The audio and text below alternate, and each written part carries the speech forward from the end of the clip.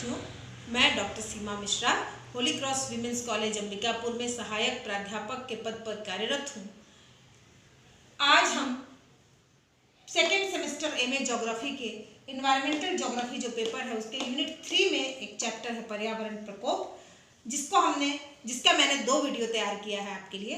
पहले वीडियो में मैंने आपको पर्यावरण क्या है, पर्यावरण प्रकोप क्या है, प्राकृतिक प्रकोप क्या क्या है उनके बारे में मैंने आपको समझाया था। आज मैं बात करूंगी मानवीय प्रकोप की। मनुष्य के द्वारा कुछ ऐसी क्रियाएं होती हैं जिनकी वजह से हमें प्रकोप का सामना करना पड़ता है। तो उसमें से पहला है मानवीय हस्तक्षेप जनित समस्याएं। मानवीय हस्तक्षेप, प्रकृति में मनुष्य जो हस्तक्षेप करता है उसके परिणाम स्वरूप जो समस्याएं दिखती हैं, जैसे कि हमने अपने जीवन को कंफर्टेबल बनाने के लिए, सुविधाजनक बनाने के लिए बहुत मल्टी स्टोरी बिल्डिंग तैयार करना शुरू किया। हमने ट्रांसपोर्टेशन के लिए सड़कों का जाल बिछाने के लिए, रेल का जाल बिछाने के लिए हमने क्या किया, बहुत बड़ी जब जनसंख्या का पेट भरने के लिए हमने पेड़ों को काटना शुरू किया और उनको कृषि योग्य ज़मीन में और रिहायशी मकान बनाने के लिए पेड़ों को काट कर उसके योग्य बनाना शुरू किया। इस तरह की जो क्रियाएं हमने की, उसके परिणाम स्वरूप प्रकृति को जो क्षति पहुंची है उसी के परिणाम स्वरूप हम जो देखते हैं प्रकोप, भूस्खलन हो या फिर भूकंप हो, इस प्रकार की जो आपदाओं का हम सामना करते हैं प्रकोप का, वो उसी का परिणाम है। उसके बाद बहुत जनधन की हानि होती है इससे। उसके बाद मैं आऊँगी संसाधनों के अत्यधिक दोहन से संबंधित समस्याएं। अत्यधिक दोहन, जितना उपयोग उनका नहीं होना चाहिए। हम आज सस्टेनेबल डेवलपमेंट की बात करते हैं, जिसको हम हिंदी में बोलते हैं सतत विकास या समपोषित विकास। इसका मतलब ये है कि संसाधनों को, प्राकृतिक संसाधनों को कम से कम नुकसान पहुंचाया जाए और इस प्रकार से विकास कार्य को रखा जाए क्रम कि प्रकृति को क्षय कम से कम, नुकसान कम से कम। और यदि हम इन बातों का ध्यान नहीं रखेंगे और दोहन करते चले जा रहे हैं, हम इन बातों का हम ध्यान नहीं रख पाए हैं, इसलिए ही आज हम प्रकोप झेल रहे हैं और हमें आपदाओं का सामना करना पड़ रहा है। ज़्यादातर ठीक है, संख्या बढ़ रही है प्रकोपों की, उसकी वजह यही है।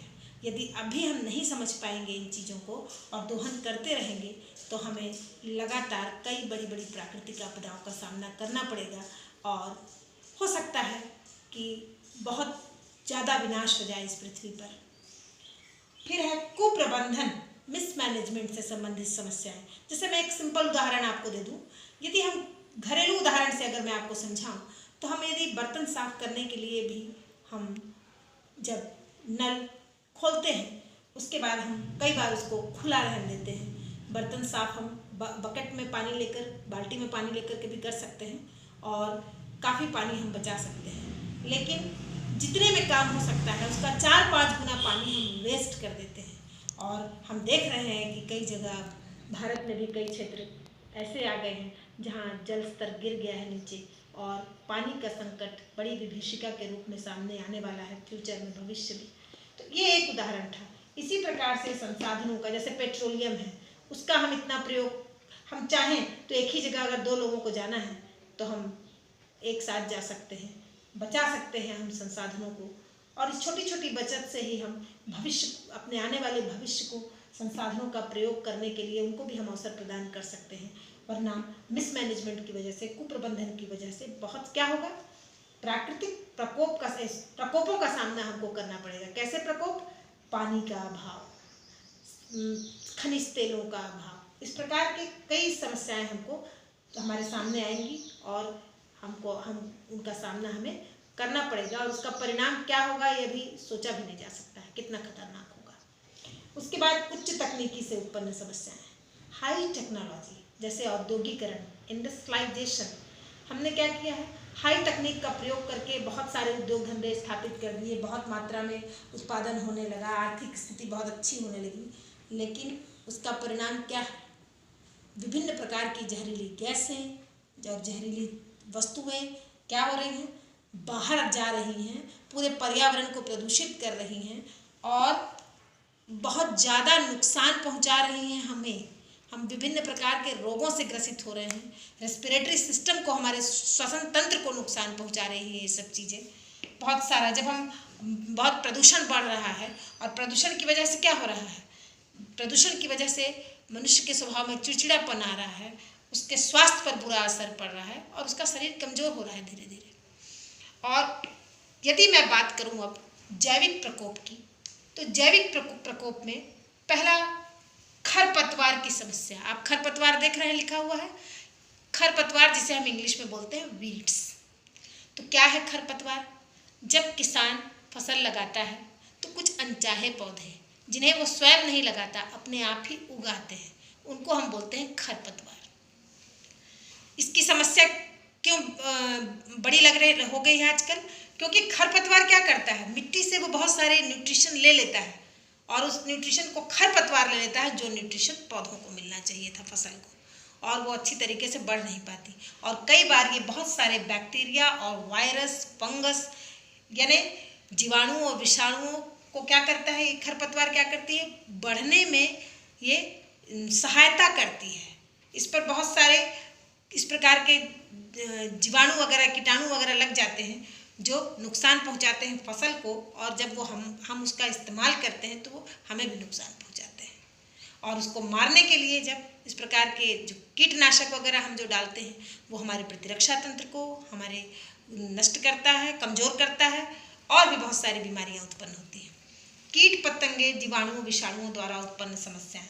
कीट पतंग, जो कीट वगैरह, कीड़े वगैरह लग जाते हैं पेड़ पौधों में, आप देखते हैं, उसमें से देखा होगा आपने, जिनके घर में खेती होगी या सब्जी वगैरह घर में भी आप उगाते होंगे, तो कई बार आपको दिखता होगा कि कीड़ा लग गया है उसमें। और उसको ख़त्म करने के लिए हम बहुत बार रसायनों का प्रयोग हमें करना पड़ता है, और उन रसायनों के प्रयोग से ही क्या होता है, कई बार उसमें कई ऐसे रसायन होते हैं जो जहरीले भी होते हैं। और कीटनाशक तो स्वास्थ्य के लिए हानिकारक है ही, जिसका प्रयोग हम करते हैं कीट का नाश करने के लिए। तो हमारे प्रतिरक्षा तंत्र को सबसे पहले नष्ट करता है, नुकसान पहुंचाता है, और उसके अलावा पेट में संक्रमण हो जाता है कई बार उससे। जीवाणु, विषाणु, बैक्टीरिया भी आपका डाइजेशन सिस्टम बिगाड़ देगा, इन्फेक्शन हो जाएगा आपके पेट में। और विषाणु यानी कि वायरस, बताने की ज़रूरत नहीं है, एक बार फिर बोलूँगी, हम एक विषाणु के संक्रमण के काल से गुजर रहे हैं, कोरोना वायरस, कोविड-19। और उसकी रोकथाम के लिए ही सोशल डिस्टेंस मेंटेन करने के लिए हम अपने अपने घरों पर हैं, और हम आपके लिए वीडियो बनाकर या कई अन्य तरीक़ों से आपको ऑनलाइन एजुकेशन देने की कोशिश कर रहे हैं। अब मुझे लगता है आपको ये सारी चीज़ें समझ में आई होंगी। मैं अब आपको थोड़ा क्षेत्र दिखा दूँ। मैंने अपने पहले वीडियो में भूकंप के बारे में, प्राकृतिक प्रकोप के जो है उनके क्षेत्रों के बारे में मैंने आपको कहा था कि मैं पूरा पढ़ाने के बाद आपको बताऊंगी। तो भूकंप का क्षेत्र वॉल्केनो बोलते हैं इसको। तो वी आपको जहाँ भी दिखाई दे रहा है, ये देखिए, ये पेरू वाला क्षेत्र, ये बोलीविया वाला क्षेत्र दक्षिण अमेरिका में, और इधर उत्तर अमेरिका में ये कनाडा, अलास्का, जहाँ भी मैक्सिको, जहाँ पर भी आपको वी दिख रहा है। इधर देखिए अफ्रीका के आसपास वाला एरिया जो ही है, यहाँ पर सोमालिया, और इधर ऊपर आप देख रहे हैं ये सब वॉल्केनो वाले एरिया हैं। और इधर भी आप देखेंगे ईरान आपको दिखाई दे रहा होगा, पाकिस्तान, और ये जितना एरिया ऑस्ट्रेलिया के आसपास, न्यूजीलैंड, ये सब ज्वालामुखी का क्षेत्र है। फिर अर्थक्वेक बोला जाता है भूकंप को। तो जहाँ पर भी आपको ई लिखा हुआ दिख रहा है कैपिटल, ये देखिए, ये पश्चिमी द्वीप समूह के आसपास, नीचे चिली यहाँ पर, और उधर न्यूजीलैंड के आसपास ये पूरा एरिया, जो प्रशांत महासागर के आसपास का एरिया, यहाँ पर बहुत सारे ज्वालामुखी हैं, ये आपको दिखाई दे रहा है।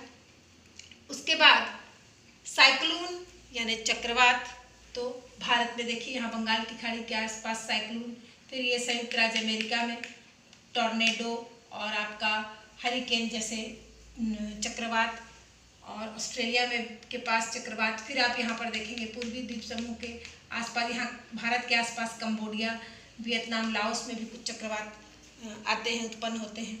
थंडर, आंधी तूफान, थंडर भी आप ये देख रहे हैं, यहाँ पर आपको मैक्सिको की खाड़ी के पास ये स्थिति बनती दिख रही है। तूफान, आंधी तूफान की स्थिति आपको बनती हुई दिखाई दे रही है। यहाँ पर मेडागास्कर के आसपास, अफ्रीका में के पास एक द्वीप है, आप देख रहे हैं। मेडागास्कर। और लैंडस्लाइड को एल से मैंने दिखाया है। लैंडस्लाइड ये आपका रॉकी पर्वत वाला जो एरिया है वो, और इधर आपका, और आपको लैंडस्लाइड आपको दिखाई देगी इधर भारत में आपको दिखाई देगी हिमालय पर्वत के आसपास वाले एरिया में लैंडस्लाइड, जहाँ के भूस्खलन होता रहता है। और उसके बाद है फ्लड यानी कि बाढ़। ये देखिए ये मिसिसिपी नदी वाला एरिया। और इधर मैं कहूँ तो बिहार में बंगाल में दामोदर नदी में बहुत सारी बाढ़ आती है, बिहार में कोसी नदी में बाढ़ आती है। इस प्रकार के बहुत सारे क्षेत्र आपको दिखाई देंगे। ड्रॉट यानी सूखा, तो डी से मैंने दिखाया है उस एरिया को। ये आपको अफ्रीका में बहुत सारा एरिया, आपको ये इधर का पूरा ये सोमालिया वाला एरिया, और इधर आप देखेंगे नाइजीरिया, ये वाले जो एरिया हैं सब यहाँ पर ये बहुत सूखा प्रभावित क्षेत्र हैं। यहाँ पर सूखे की वजह से लोगों को बहुत कष्ट का सामना करना पड़ता है, और कई बार सूखे का सामना ये कर चुके हैं, और सूखे की वजह से बहुत कुपोषण का शिकार भी हैं लोग, और बहुत भुखमरी भी है यहाँ पर उन एरिया में जहाँ बार बार सूखा पड़ता है। तो उसके बाद तो आप ये देखेंगे, मैंने आपके लिए इसीलिए तय कर दिया है ये कि आप देख लीजिए। वी बना दिया है ताकि आसानी से वॉल्केनो समझ सकें।